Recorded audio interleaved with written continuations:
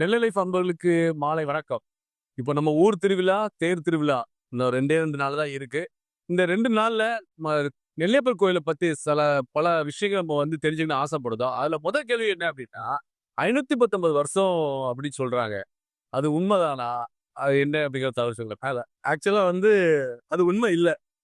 என்ன இப்டி சொல்றீங்க? நாங்க 519 வருஷம் போஸ்டர்லாம் அடிச்சு எல்லாரும் பரப்பிட்டு இருக்கோமே. ஆக்சுவலா அது உண்மையும் தான். எப்படி சொல்றதா இருந்தா பாத்தீங்கன்னா, 519 வருஷமா இந்த ஒரு தேர் ஓடிட்டு இருக்கு. ஓ! இந்த ஒரு இது சிறப்பு. ஆனா 7ஆம் நூற்றாண்டுல திருஞான சம்பந்தர் திருநெல்வேலிக்கு வந்திருக்காரு. அப்ப நெறைய பாடல்கள் இயற்றியிருக்கிறாரு. அப்ப ஒரு பாட்ட அவர் பாடியிருக்காரு. நெறைய விஷயங்கள் அதோட எண்டுல வரக்கூடிய வரி பாத்தீங்கன்னா, "திங்கள் நாள் விழவல்கு திருநெல்வேலி உரை செல்வர் தாமே" அப்படின்னு முடிக்கிறாரு. அப்ப அதுல என்ன சொல்றாருன்னா, அந்த ஒவ்வொரு திங்கள், ஒவ்வொரு மாதமும் பாத்தீங்கன்னா, திருவிழா தொடர்ந்து நடந்துட்டு இருக்கக்கூடிய ஒரே கோயில் தமிழ்நாட்டிலே நம்ம திருநெல்வேலி தான். அவர் மிக சிறப்பா செஞ்சுட்டு இருக்காங்க அப்படின்னு சொல்றாரு. அப்ப அதை வைத்து இங்க இருக்கக்கூடிய நம்முடைய முன்னோர்கள், ஆய்வாளர்கள் என்ன சொல்றாங்கன்னா, அப்ப இந்த 519 வருஷமா தொடர்ச்சியா நடந்துட்டு இருக்கு. ஆனா அதுக்கு முன்னாடியும் பல நூற்றாண்டுகளா இங்க தேரோட்டம் நடந்திருக்கு அப்படிங்கிறத சொல்றாங்க. சோ அப்படி கூட்டி கழிச்சு பார்க்கும்போது கணக்கு நெறைய வரும். பட் நம்ம இது 519ங்கிறது இப்ப எந்த ஊர்லயும் இல்லாத ஒரு பெருமை தான். சோ அதனால அதையே நம்ம சந்தோஷமா சொல்லிக்கலாம். சோ எல்லாரும் வெறும் தேரோட்டம் சொல்லாம 519வது ஆனி திரு பெருந்திருவிழா எஸ் உண்மையிலேயே ஆடி பெருந்திருவிழா தான். அப்படின்னு சொல்லணும். சூப்பர். மகிழ்ச்சி. பொதுவா நம்ம தேர் திருவிழான்னோனே 10 நாள் ஆனி பெருந்திருவிழான்னு சொல்லும்போது, ஃப்ரெண்ட்ஸ்லாம் சேர்ந்து எல்லா ஊர்லயும் உள்ளது தானே. அது இன்னும் உங்க ஊர்ல மட்டும் 10 நாள் பெருந்திருவிழான்னு பெருசா நீங்க பெருமை பீத்திக்கிறீங்கன்னு சொல்றாங்க.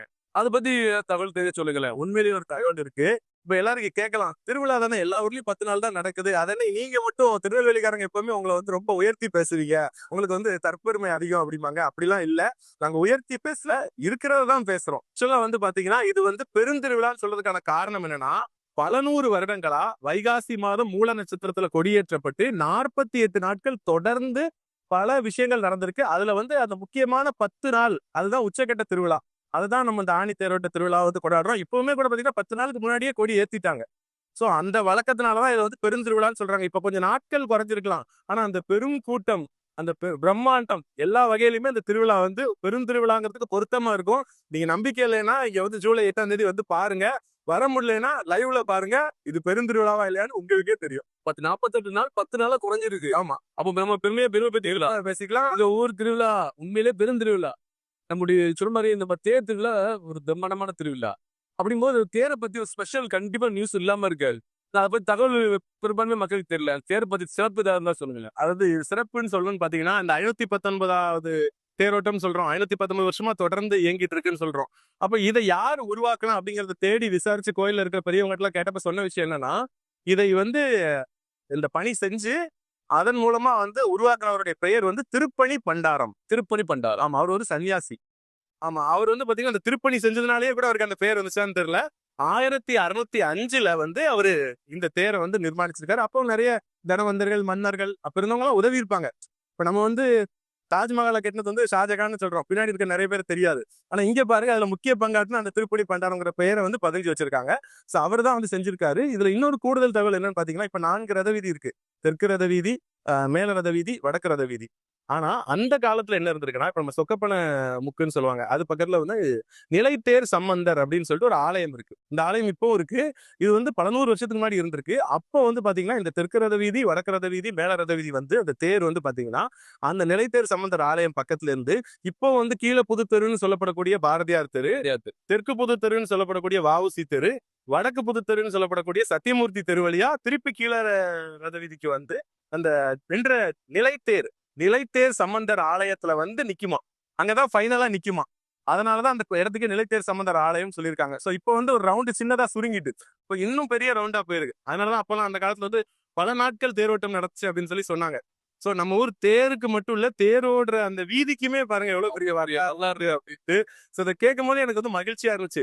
நம்ம ஒரு டைம் மிஷின்லாம் கிடைச்சா அந்த காலகட்டத்துக்கே போய் பார்க்கலாமே அப்படின்ட்டு. அந்த எதிர்காலத்துல கண்டுபிடிச்சு அதான் தெரிஞ்சுக்க முடியும். பட் இல்ல உண்மையிலே நீங்க சொன்ன தகவல் இது வரைக்கும் கேள்விப்படாத தகவலா இருக்கு. அருமையான தகவல். புரியுதா? இப்போ நம்ம தேர் திருவிழா இவ்வளவு பிரம்மாண்டமா நடந்துச்சு வச்சுக்கோங்களேன். இதுக்கு மிகப்பெரிய வரலாறு இருக்கு. நீங்க சொன்னது பார்த்தா. 519 வருஷத்துக்கு முன்னாடி சொல்றீங்க. இருந்தாலும் திருநெல்வேலியில சில முக்கியமான தலைவர்கள் இந்த தேர் திருவிழாவுக்காக சில எதிர்பார்க்காத விஷயங்கள் பண்ணியிருப்பாங்க. அப்படி யாராவது இருக்காங்களா? அவங்க பத்தி தகவல் ஏதாவது சொல்லுங்களேன். நிச்சயமா.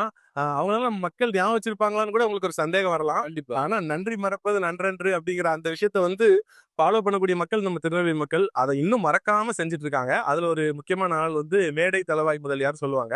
அவர் வந்து பாத்தீங்கன்னா, இந்த கோயில் இப்ப இந்த 4 ரதவீதி சாலைகள் வந்து இருக்கு. ஆக்சுவலா இப்ப நம்ம தார் ரோடு பாத்துட்டு இருக்கோம். இதுல வந்து நெறைய தடவ சக்கரம் பதியிறதெல்லாம் நம்ம பாத்துருக்கோம். ஏன்னா வந்து பாத்தீங்கன்னா, நம்ம வந்து திருவாரூர் தேர விட நம்ம தேர் பெரிய தேர் இல்லன்னு சொல்லுவாங்க.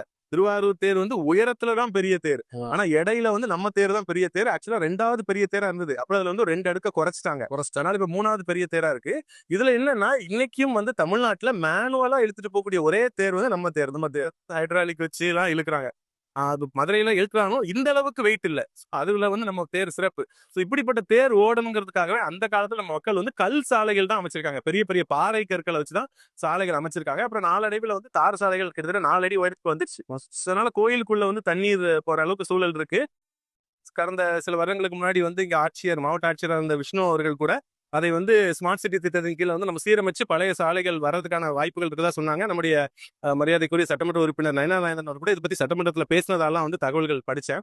அப்படி பார்க்கும்போது இந்த சாலை வந்து முன்னாடியே இருந்தாலும் அதை சீரமைச்சு இப்படி ஒரு வடிவத்த கொண்டு வரதுக்கு முக்கிய பங்காற்றுறது வந்து அந்த மேடை தளவாய் முதலியார் அப்படின்னு சொல்றாங்க. அது மட்டும் இல்ல அவங்க குடும்பத்துல இருந்து வந்து கோயில்ல வந்து திருக்கல்யாணத்துக்கு அந்த தாலி, மாங்கல்யம் அம்மனுக்கு குடுக்கறது அவங்க தான் குடுக்குறாங்க. ஐதீகமா குடுத்துட்டு இருக்காங்க. அதனால இப்பவும் பாத்தீங்கன்னா, அந்த 7ஆம் நாள் திருவிழால வந்து அம்மன் வந்து வலம் வரும்போது அவங்க நம்முடைய சந்தி பிள்ளையார் கோயில் பக்கத்துல நம்முடைய அரண்மனை இருக்கு. இதுல நெறைய பட ஷூட்டிங்லாம் நடந்திருக்கு. டும் டும் டும். அப்புறம் வந்து நீங்க கூட ஏதோ ஒரு படம் வேலை கிடைச்சிச்சு வேலை கிடைச்சிச்சுன்னு ஒரு படம் சத்யராஜ் படம். இந்த மாரி நெறைய படங்களோட ஷூட்டிங் நடந்திருக்கு. அந்த அரண்மனை பார்த்து அம்மன் வந்து ஆசீர்வாதம் பண்ற மாரியான ஒரு சடங்கையும் வந்து தொடர்ச்சியா செஞ்சுட்டு இருக்காங்கன்னு சொல்றாங்க. இத கேட்கும்போது வந்து ஏன்னா யாரோ செஞ்சாங்க, எப்பவோ செஞ்சாங்க இல்லாம, தலைமுறை கடந்தும் அந்த ஒரு விஷயத்த தொடர்றாங்க பாத்தீங்களா? அப்ப அது வந்து நம்ம ஊர் மக்களுடைய ஒரு இதுதான் நம்ம வந்து இந்த பெருந்தன்மை அவங்களும் அந்த காலத்துல அப்படி செஞ்சிருக்காங்க. இப்ப நம்மளும் இதன் மூலமா ஒரு கோரிக்கை வச்சுக்கலாம் அரசாங்கத்துக்கிட்ட.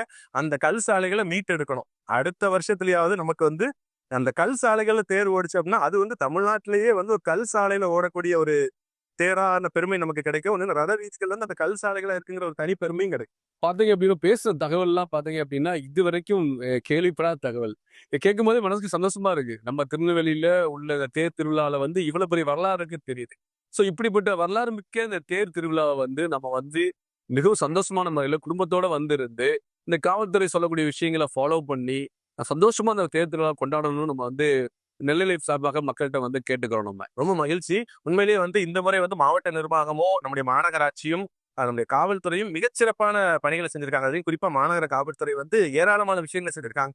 அதுல வந்து 22 இடங்கள்ல செக் போஸ்ட் அமைச்சிருக்காங்க. அது வழியா தான் நீங்க உள்ள வர முடியும். அதுல வந்து நீங்க ஜாதி ஷர்ட்டோ, இல்ல ஜாதி சம்பந்தமான கலர்ல வந்து நீங்க உடை அணிந்தாலோ, கர்ச்சீஃபோ, ரிப்பனோ, ஏதாவது போதை சார்ந்த சிகரெட்டோ, பாக்கோ எது வச்சிருந்தாலும் அங்கேயே வந்து அத அப்புறப்படுத்தணும். அப்படி இல்லைன்னா உங்க மேல கடும் நடவடிக்கை எடுக்கப்படும்னு சொல்லிட்டு, ஒரு திருநெல்வேலி மாநகர துணை ஆணையர் நம்முடைய மரியாதைக்குரிய மருத்துவர் திரு பிரசன்னகுமார் ஐபிஎஸ் அவர்கள் வந்து சொல்லியிருக்காங்க.